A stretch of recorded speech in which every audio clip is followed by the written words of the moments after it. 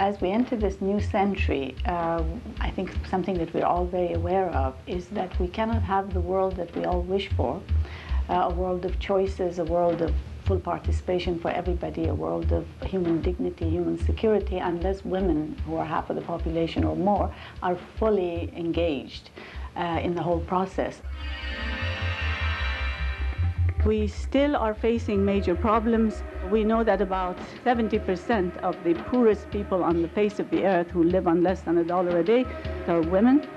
And we know that of the 855 million illiterates in the world, more than 70% of those are women. And they can't be wholly engaged, fully involved, unless they're empowered to do so.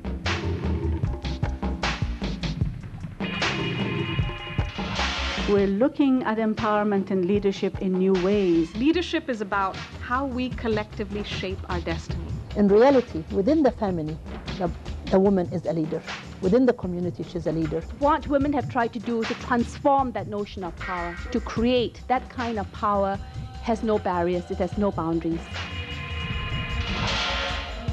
The information revolution that has happened, the fastest growing explosion of communications means in the history of the human race. We're talking about radio, about satellite television, we're talking about internet connections, email connections, and so on, all forms of technology. This is something that has brought about a whole new set of possibilities and potentials. Each of us can, by doing something relatively small, if we're doing it together, and using the internet, using the World Wide Web, enables us to do things together. It is also, I think, a very good opportunity for Muslim women especially, and then I underline Muslim women, to project another image of them. We're capable, we're energetic, there are fantastic women everywhere. Women in the Muslim societies, they are leaders in their own right. At a point when we had 4 Muslim women as prime ministers, I think many women in Europe and in the United States didn't even achieve that positions of political power. So, and these women have been democratically elected literally by 350 million men, so that tells you. The future is actually using women's leadership to transform the nature of globalization and also to transform the kind of technology, the use of the technology in such a way that it could lead to the empowerment of women.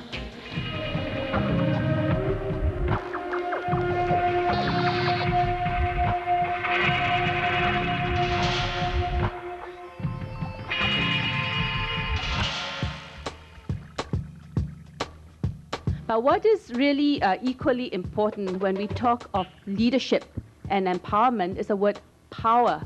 Much of how we experience power is in the context of hierarchy. Now, it's often practiced, as we know, as a win-win situation, and it's viewed as a limited commodity. Now, if I have more, you have less. This practice of power, we know from experience, devalues participation. It silences voices that could otherwise bring to the table different experiences and different knowledge that could really bear on the kinds of problems and issues we're concerned with. We have suffered tremendously as women in terms of power over the kind of patriarchal use of power, the kind of hierarchies which we have seen. And what women have tried to do is to transform that notion of power. We want to change the entire nature of leadership to deal with creation of shared meaning, shared goals, shared aspirations, in which everybody works together toward commonly defined goals. And this is something that is new in the world. It's something that women have brought to the table.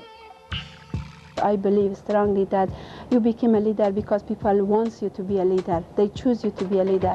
I didn't really plan to be a leader, but once I developed a program, I became like a woman that I am capable of doing everything, even miracle. I can't say that I'm really a leader.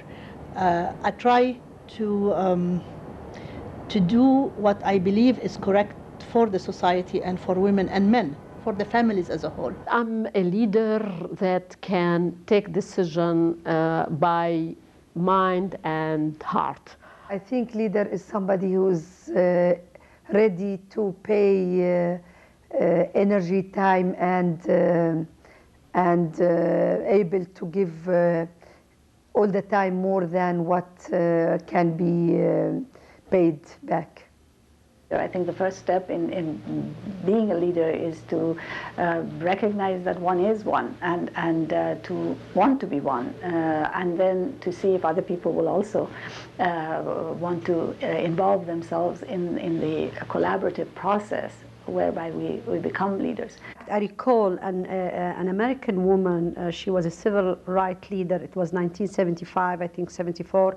I was in Houston at the American National Women Association conference, and then I think then she was Mrs. Ford who introduced this woman, and then she said this is what she has done, da da da da. Then this woman comes, she picks up the microphone, and then she turns to Mrs. Ford and she tells her, well, I'm very sorry, I don't think you have mentioned all my accomplishments.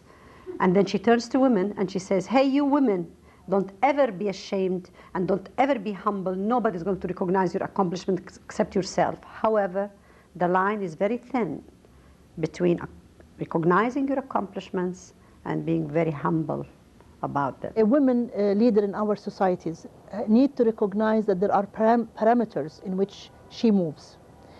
And these parameters, first of all, have to respect the cultural boundaries in which she performs, including how she looks and how she wears and how she acts, because these establish the first perceptions of her.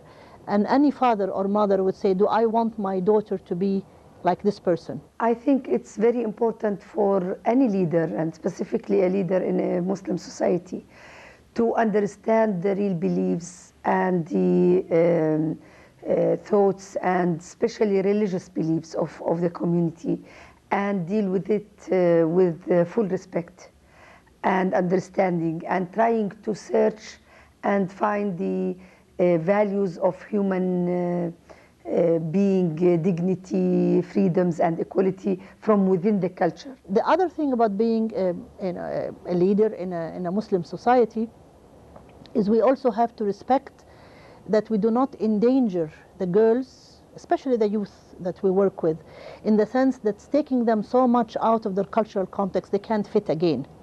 They need to be proud of what they have, but they need to know what needs to be changed. So high school, we were all very, very courageous and naughty girls, and we were leading demonstrations in the streets of Tripoli, and then the university.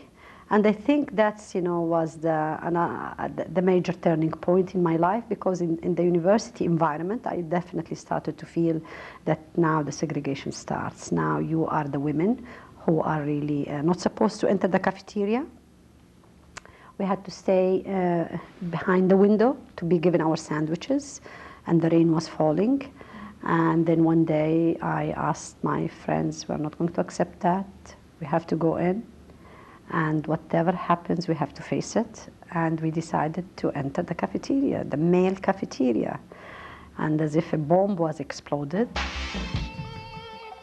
And a leader would be the one who knows the ultimate goal, where we want to go, but who would walk with the people step by step and learn from them, knowing where she or he are going together.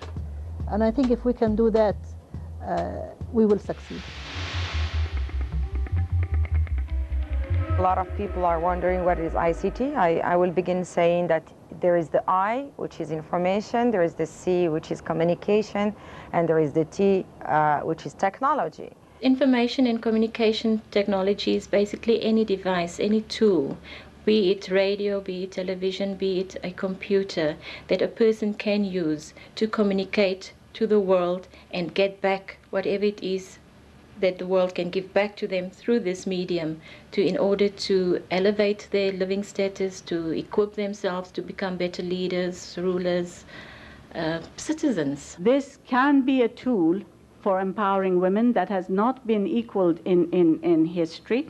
It is a tool that allows interactiveness. It allows for people to determine their own wishes, their own aspirations, their own priorities, and their own ways of learning and teaching.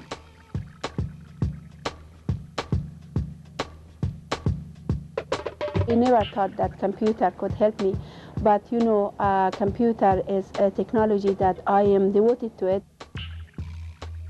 One thing that the computer has made my life easy because I'm communicating with my staff and I'm writing continuously email back and forth. And the second thing, you know that the children over there, they learn education, but they don't have a curriculum, they don't have a books, they don't have material. And if they want to learn advanced knowledge, there is no way that they can learn, and there is no university for them. So once we develop this computer program for a human rights workshop, that we have a data bank in Persian and in English, that everybody can go and get resources from it.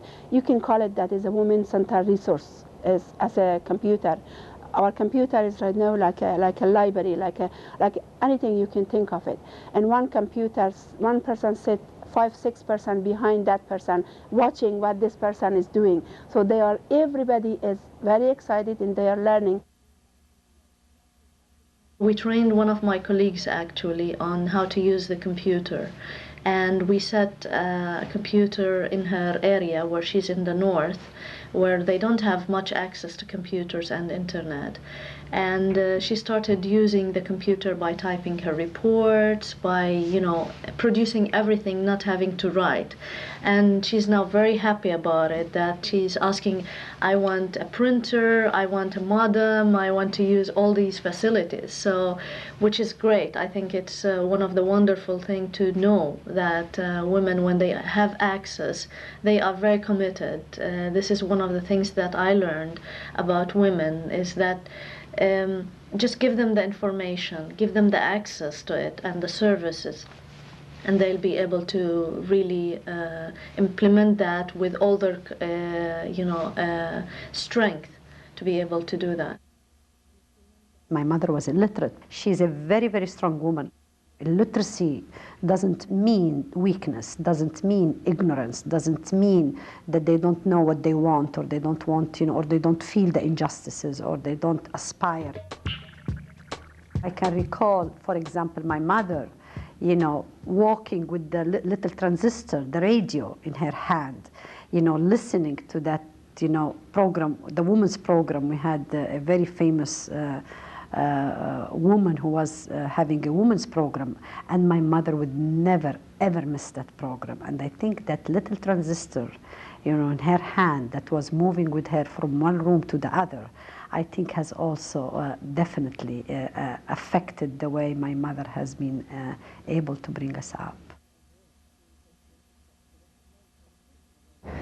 Since Africa is the continent with the worst communication infrastructure, what it meant very frequently is that people either don't get information at all, or when they get it and can only react to things that have already happened. We never get to participate in shaping events, in defining events, in deciding how things are going to be. We have a situation in Nigeria. In my office, for example, we haven't had as much as 3 hours of electricity at once any day, I think, in the last year. So if you don't have electricity, it means that the only way you can possibly do it is to use laptop computers. So that's what we have. So what we do is we subscribe to a number of listservs, and we spend time downloading them and reading them, and then we forward them on to the 60 or so women's rights NGOs who have email, and the 80 or so mainstream human rights NGOs that have email. But then also we download them, print them, photocopy them, and then post them out once a month to the whole series of much smaller women's rights groups across Nigeria who don't have telephones and therefore no email access, never mind internet access, and who otherwise wouldn't have access to that information. And with that information, we've had a lot of response. I believe that we can use the media, all the tools that globalization is using, whether it is the ICTs, whether it's the simple media, and so on, to give the messages, not only of the women, but of the culture of women, the culture of the country, and so on, that is something that is beautiful, it has beauty in it, it can be respected, some of it can retain because it's good for the community, but some of it need to change. And I think it's a way of dialoguing with the outside world, so we do not look as if only what is coming from the West is the model. The model is what we can create in our own circumstances. And ICTs is a way of dialogue across borders, across nations, across nationalities, across religion. And it is also a tool that can leapfrog a whole lot of issues that we've had before. For instance, until even a couple of years ago, we were completely overwhelmed with the question of infrastructure, of telephone wires, of hundreds of thousands of villages in countries such as India, where there had never even been a telephone, let alone computers, and how to deal with this problem when you're connecting, when you're networking, when you're trying to learn and teach. In the implementation of the Arab Women Speak Out project, the women get together to discuss and self-analyze their own situation in relationship to the video they have seen. And these role models of the women who came from this similar background. In one of the workshops in Lebanon, we used to ask the women, go home, share what you have gone in the session today with your family, with your neighbors and relatives, and come back and tell us what has happened. So one of the women, and I remember her name, her name was Muhammad, she came back and she said, now listen to what happened to me yesterday. I said, what?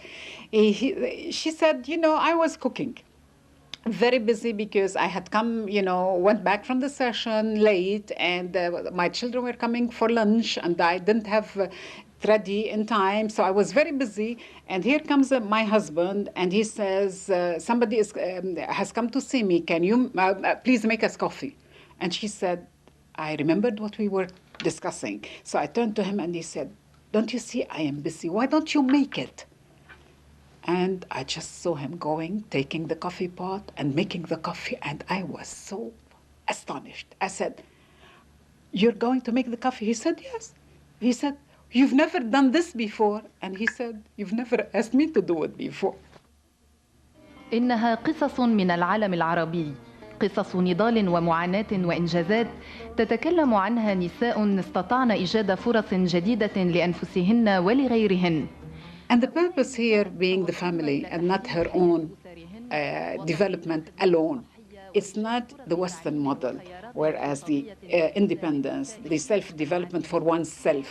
والآن سوف يشاركن خبراتهن مع إخواتهن في العالم العربي. In every video we show the husband.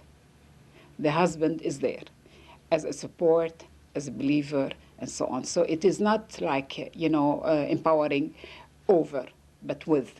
Together for. I'm going to focus on a piece that was done by Aino Salesh Kendra in Bangladesh called In the Name of Safety on the issue of safe custody. To put it bluntly, it actually authorizes the government to incarcerate, or at the very least to place women and or children at risk in custodial care. Until recently in prison, in fact, and some of these women were victims of rape, or some of the children were homeless, and so there's been quite a bit of movement around the issue. So what we've done is taken a short piece of that film. We're broadcasting it online, and for every feature that we profile, we have a story section. We have an Act Now section, which is very important, ways in which people can get involved in online activism. So here we have a draft letter. And when you talk about the issue of self-representation, I think one of the most important philosophical and political tenets of Witness is that it's about enabling people to articulate themselves in their own voices. None of this is going to substitute for concerted grassroots action and one-to-one communication with and for people affected by any of these issues. But at the same time, the internet really enables us to present a message that is not mediated by the broadcast audience. Most of our rural arts come from the rural areas where women are. What it does mean is they actually have to leave their homes for weeks at end, go into the city, sell their wares, and come back with raw materials. Through the use of ICTs being available at the telecenters, they can now market directly onto the internet what they need, build up a portal where they can record their sales, order whatever raw material and have that transported to them instead of them now actually leaving their homes, their villages. The other thing is that they're now actually bringing money into the community. It's no longer going outside, using transport to take them, and basically taking the money out of the community. It's now coming in. Even where there are a couple of cyber cafes, but they're very expensive. So there's one in Lagos, which is, and the standard charge is about 1,000 naira per hour, which is what, $10, which is nothing on a first world salary. But when you consider that the minimum wage is now, I think, 10,000 naira a month, that's 1/10 for 1 hour's use of the internet. What really it scares me, though, who controls this? Who controls these, tools?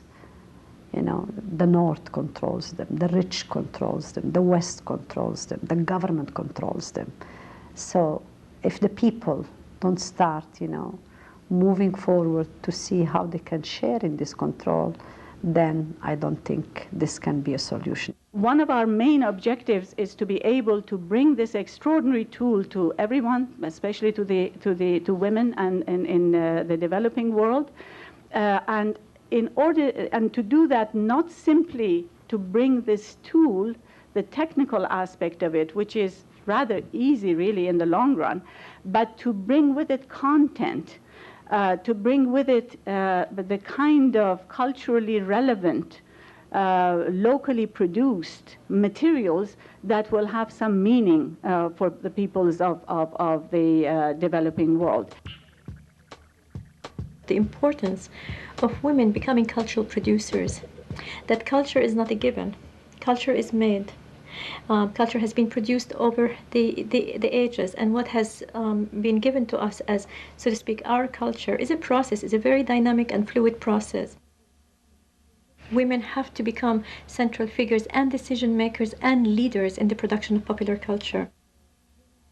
The role of women in terms of producing information, producing added value information, and I would like to enter now added value information, is crucial in all the societies. It's crucial in Muslim societies, it's crucial in any society. What is really interesting for me is how fast this technology has grown. But then at the same time, we also know that this technology will only benefit those who are well placed in their knowledge to use this technology, or in terms of the language. And this is very much the access issue. The issue of who, in fact, have access to the new wealth, if you like, especially as society is evolving into more and more a learning society, a knowledge-based kind of society. And I call this the new wealth, because if you look at what is happening to our societies, when it was an agricultural-based society, land was the basis of wealth. When it shifted on to an industrial-based kind of society, the means and control over production was equally important. When it moved to a service society, the capacity to build your alliances, to bargain and to fight for the right kinds of prices is extremely important. But when you move to knowledge-based society, those who have access to the technology, but also those who have access to the generation of what is regarded as knowledge is extremely important. And therefore, the whole definition of what is knowledge and what is learning and whose knowledge is being learned. If you don't have the abilities personally as an individual or as an organization to analyze the information, to structure the information, to organize the information, and to do a kind of data mining, you can never benefit from this information, because too much information is almost no information. You have to spend human time and human energy to find the things that are valuable and then mark them and disseminate them, etc. The good news is that people have to spend a lot of time and a lot of energy looking for what's valuable. What does that mean? That means that's opportunities for women. Some people say that computers or being linked to communication, internet or email or whatever, allows women to privately, while they are at their homes, to link with public sphere, public issues. In a sense, this is very true, because in the isolation of a village or in isolation of a home, The new technologies have allowed us to cross to America and come back while we are sitting where we are. And this means that women in a secluded environment would be able to link with women in other secluded environments and talk to each other and share experiences.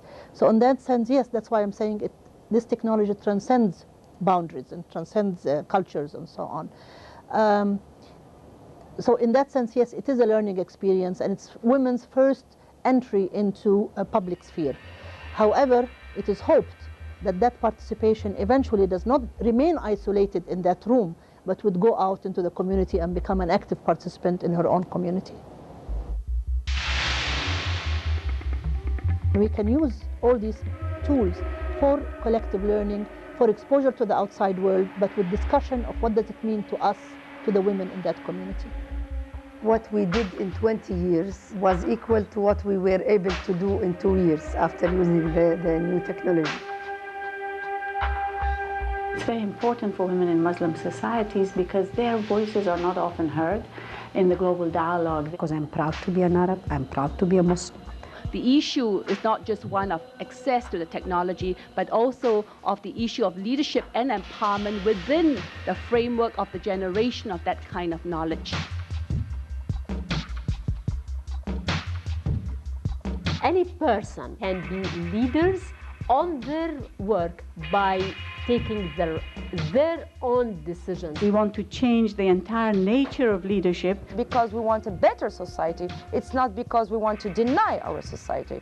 It's because we want to shape a better future for the next generation with a more equitable social and economic development. Our agenda is a political agenda, it's an economic agenda, it's a social agenda, it's the agenda of our countries.